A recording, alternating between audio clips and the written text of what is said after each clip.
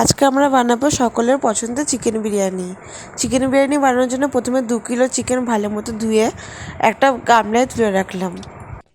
তারপর ম্যারিনেশনের জন্য দিয়ে দেবো আদা, রসুন, কাঁচা লঙ্কা বাটা, জিরে গুঁড়ো, ধনে গুঁড়ো, কাশ্মীরি লঙ্কার গুঁড়ো, পরিমাণ মতো নুন, রিফাইন তেল আর ঘরে বানানো বিরিয়ানি মশলা দিয়ে বেরেস্তাটা দিয়ে ভালো করে মেখে নেব।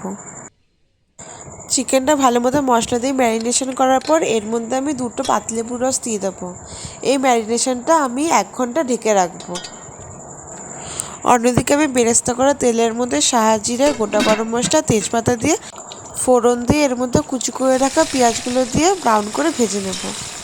পেঁয়াজগুলো লাল লাল করে ভাজা হয়ে গেলে ম্যারিনেশন করা চিকেনটা এর মধ্যে দিয়ে দেবো। চিকেনটা এবার ভালো মতো আমি আধা ঘন্টা ধরে ঢেকে কষিয়ে নেব। চিকেনটা আমার কষানো হয়ে গেছে। এবার আমি এর মধ্যে ঘরে বানানো বিরিয়ানি মশলা 2 চামচ ঘি দিয়ে ঢেকে নামিয়ে দেব। অন্যদিকে আমি 2 কিলো বাসমতি চাল ভিজিয়ে রেখেছিলাম আধা ঘন্টার মতো। রাইসের জলের মধ্যে নুন, রিফাইন তেল, গোটা গরম মশলা দিয়ে দিয়েছি। জলটা ফুটে এলে এর মধ্যে ভেজানো বাসমতি চালটা দিয়ে দেবো। ভাতটা আমি 90% মতো সিদ্ধ করে নেব।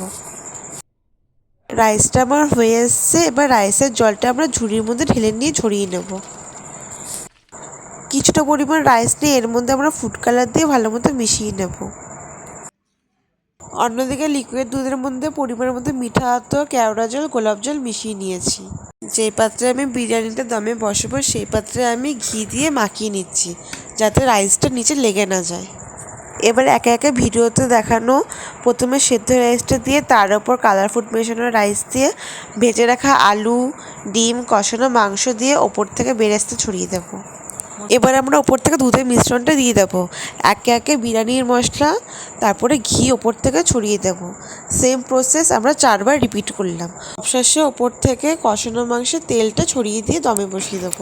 20 মিনিট লো ফ্লেমে দমে বসিয়ে রাখলে তৈরি হয়ে যাবে আমাদের চিকেন বিরিয়ানি।